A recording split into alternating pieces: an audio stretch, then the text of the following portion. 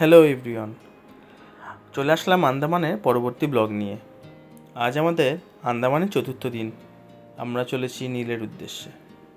Havelock থেকে নীল যেতে গেলে আপনাকে একটি ক্রুজ বুক করতে হবে, যেরকমভাবে আপনি পোর্ট ব্লেয়ার থেকে হ্যাভলকে এসেছিলেন। আমরা করেছিলাম মাক্রুজের একটা ক্রুজ বুক। মোটামুটি 1600 টাকা আপনার ভাড়া পড়ে যায় মাথা পিছু। তবে ওদের সাইট থেকে বুক করার সময় কিছু ডিসকাউন্ট আপনি পেয়ে যেতে পারেন।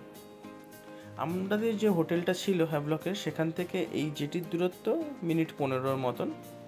তবে ঠিক সময় ক্রুজটা কিন্তু ছেড়ে দিয়েছিল এবং আমরা মোটামুটি মিনিট 50-55 মধ্যে নীলে পৌঁছে গেছিলাম। নীলে পৌঁছে আমরা সেখান থেকে যে গাড়ি আগে থেকে বুক করে রেখেছিলাম, সেই গাড়ি করে চলে আসলাম আমাদের রিসর্টে। আমাদের যে রিসর্টটিতে আমরা নীলে ছিলাম তার নাম সিলভার পার্ল রিসর্ট। এই সিলভার পার্ল রিসর্টে মোটামুটি 10টার মতন রুম রয়েছে এবং আমরা বুক করেছিলাম 3টে রুম। দেখতে পাচ্ছেন একটা কটেজের মতন যে সিস্টেম রয়েছে, এর মধ্যে 2টো রুম রয়েছে পাশাপাশি এবং প্রত্যেকটা কটেজ এরকম আলাদা আলাদা রয়েছে। আপনাদের দেখিয়ে দিই রুমের ট্যুরটা। যথেষ্ট সাজানো গোছানো রুমটা রয়েছে। অন্তত হ্যাভলকে আমরা যে রুমটাতে ছিলাম তার থেকে অনেক বেশি পরিষ্কার পরিচ্ছন্ন আমার মনে হলো। এই ক্ষেত্রে অনেক বেশি আলো বাতাস রয়েছে রুমটাতে। টিভির ব্যবস্থা রয়েছে, এসির ব্যবস্থা রয়েছে, পর্যাপ্ত পরিমাণ আলো রয়েছে, ফ্যান রয়েছে এখানে। আর বাথরুমটা আপনারা দেখতে পাচ্ছেন যথেষ্ট পরিষ্কার এবং পরিচ্ছন্ন বাথরুম। গরম জল এবং ঠান্ডা জল দুটোরই ব্যবস্থা আপনারা এখানে পেয়ে যাবেন। সাথে ওরা ইলেকট্রিক হিটারও দিয়েছিল, যদি আপনার জল গরম করা দরকার হয় তো আপনি সেটাও করতে পারেন। একটা কাবার্ড ছিল আর 2টো চেয়ার ছিল। যেহেতু আমরা 3জন ছিলাম, তো এই যে কুইন সাইজ বেড ছিল, এই বেডে এই 3জন আমাদের শুতে কোনো অসুবিধা তেমন হয়নি। আর এটা হলো আমাদের হোটেলের লাগোয়া বিচটা। কি অসাধারণ দৃশ্য, তাই না? জলটা পুরো সবুজ। আমার মনে হয় নীলের এটাই বৈশিষ্ট্য। আপনি এখানে যতগুলো বিচ আমরা দেখেছি সবকটাতেই কিন্তু এরকম সবুজ জলই আমরা দেখতে পেয়েছি। প্রচুর কাঁকড়া রয়েছে এখানে। তো যখনই আপনারা এখানে আসবেন খুব সাবধানে বিচে চলাফেরা করবেন। অন্তত আমাদের হোটেলের যে লাগোয়া বিচটা ছিল সেখানে তো আমি দেখলাম যথেষ্ট পরিমাণ কাঁকড়া রয়েছে। জোয়ার হওয়াতে এই দৃশ্যটা আরও অপূর্ব লাগছিল। গাছগুলো যতগুলো গাছ আপনি দেখতে পাচ্ছেন এগুলো জলে কিছুটা তলায় রয়েছে, কিন্তু যখনই ভাটা হবে জলটা অনেক দূর চলে যায়, তখন ঠিক সেরকম দৃশ্য উপভোগ করা যায় না।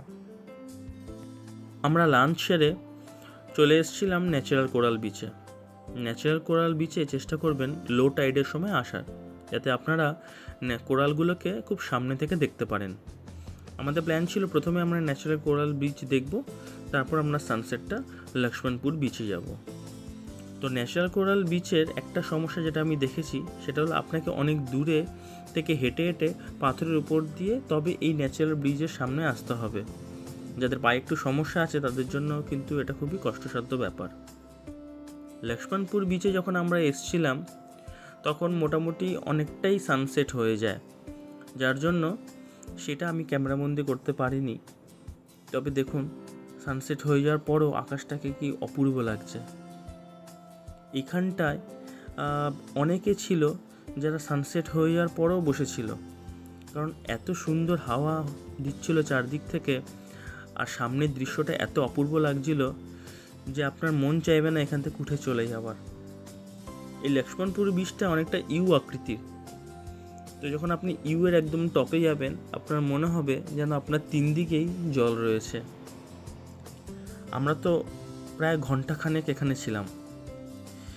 ঘন্টাখানেক পর আমরা এখান থেকে এখানে কিছু সাইডে মার্কেট রয়েছে, সেই মার্কেটে ঘুরলাম, কিছু ফিশ খেলাম। তারপর আমরা এখান থেকে চলে গেছিলাম আমাদের হোটেলের উদ্দেশ্যে। যে গাড়িটা আমরা করে এসেছিলাম সেই গাড়িটাই আমাদের হোটেলে নিয়ে গেছিলো। পরের দিন সকালবেলা আমরা ব্রেকফাস্ট করি, যেটা আমাদের কমপ্লিমেন্টারি ছিল আমাদের হোটেলে, যে হোটেলে আমরা বুক করেছিলাম। সেখান থেকে আমরা চেক আউট করে একবারে চলে আসি ভরতপুর বিচে। এই 3টি বিচই প্রধানত আপনারা নীল আইল্যান্ডে যখন আসবেন আপনারা দেখতে পারেন। একটা ন্যাচারাল কোরাল বিচ, আর একটা লক্ষ্মণপুর বিচ, আর একটা হচ্ছে ভরতপুর বিচ। নীলের থেকে পোর্ট ব্লেয়ার ফেরত যাওয়ার যে ক্রুজটা আমরা বুক করেছিলাম সেটার সময় ছিল 4:15। আর আমরা সকালে চেক আউট করে যাই আমাদের নীলের হোটেল থেকে 10টা নাগাদ। তো এই দীর্ঘ 5-6 ঘন্টা আমরা ভরতপুর বিচেই কাটিয়েছিলাম। ভরতপুর বিচের পাশে যথেষ্ট পরিমাণ খাবারের জায়গা রয়েছে, যেখান থেকে আপনারা দুপুরে লাঞ্চ করতে পারেন বা সারাদিনে খাবারও টুকটাক খেতে পারেন। আমরা দুপুরে লাঞ্চটা এখান থেকে করে নিয়েছিলাম। করে পাশেই দেখতে পাচ্ছেন জেটি, ওই যে দূরে যে ক্রুজগুলো দেখা যাচ্ছে সেটা আসলে আমাদের জেটিটাই রয়েছে। তো এই জেটি থেকে ভরতপুর বিচটা খুবই লাগোয়া। তো নীলে যখন আপনারা আসবেন পাশেই যে বিচটা দেখতে পাবেন সেটা আসলে ভরতপুর বিচ।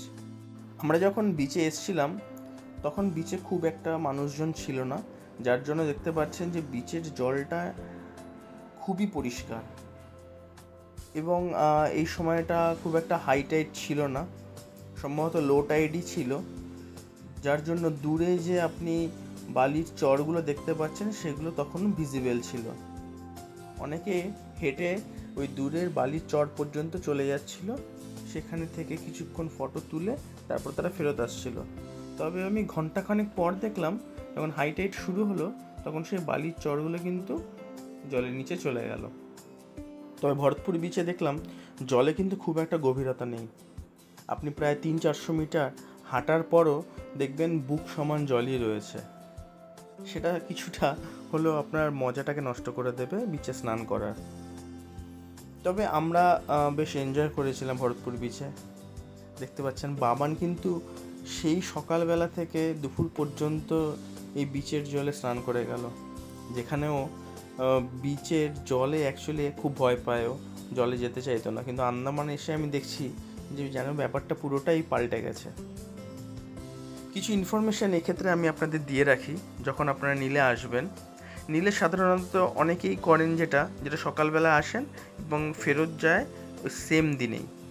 আমরা যে ক্রুজটা বুক করেছিলাম 4:15, সেটা হচ্ছে নীলের থেকে লাস্ট ক্রুজ। তো অনেকে সকালবেলা ক্রুজে আসে, 3-4 ঘন্টা নীলে থাকে, তারপর 4:15 ক্রুজে করে ফেরত চলে যায়। তবে আমি বলবো আপনারা যখনই প্ল্যান করবেন এতটা হেক্টিক প্ল্যান করবেন না। নীলে অ্যাকচুয়ালি থেকে একদিন উপভোগ করাটা আমার মনে হলো যে খুব দরকার। কারণ এখানে যে 3টে বিচ আমরা দেখেছি, 3টে বিচ আপনাকে যদি দেখতে হয় অন্তত একটা দিন আপনাকে নীলে রাত্রিযাপন করতে হবে। আমরা 2টো আলাদা আলাদা ক্রুজ বুক করেছিলাম নীলে আসার আর নীল থেকে ফেরত যাওয়ার জন্য, যার একমাত্র কারণ হলো অভিজ্ঞতা। কোন ক্রুজটাতে কীরকম অভিজ্ঞতা হয় সেটা বোঝার জন্যই আসলে আমরা 2টো ভিন্ন ধরনের ক্রুজ বুক করেছিলাম। ক্রুজ অন্তত আপনারা পুরো আন্দামান ট্রিপে অন্তত একবার বুক করবেন, কারণ এত সুন্দর ওদের পরিষেবা, যেমন ওদের টাইমিং সেই রকম ওদের ক্রুজটা ভেতরটা রয়েছে। তো আপনাদের সত্যি খুব ভালো লাগবে। আর আমরা ফেরত যে গেছিলাম নটিকাও খুব একটা ভালো। তবে আমার পার্সোনালি আইটিটি ম্যাজেস্টিকের যে ক্রুজটা যেটা করে আমরা আসলে পোর্ট ব্লেয়ার থেকে হ্যাভলক এসেছিলাম, সেটার ভ্রমণ অভিজ্ঞতা খুব একটা ভালো নয়। 4:15 ক্রুজ হলেও সেটা ছাড়তে মোটামুটি 4:25 বাজিয়ে দিয়েছিল। আমরা বিচ থেকে ডাইরেক্ট চলে এসেছিলাম এই জেটিতে। নীলের এই জেটিতে একটা সমস্যা হচ্ছে, আপনাকে যেখানে গাড়ি নামিয়ে দেবে সেইখান থেকে এই জেটিতে অনেকটা দূর আপনাকে হেঁটে যেতে হবে, প্রায় আপনি ধরে রাখুন 600-700 মিটার।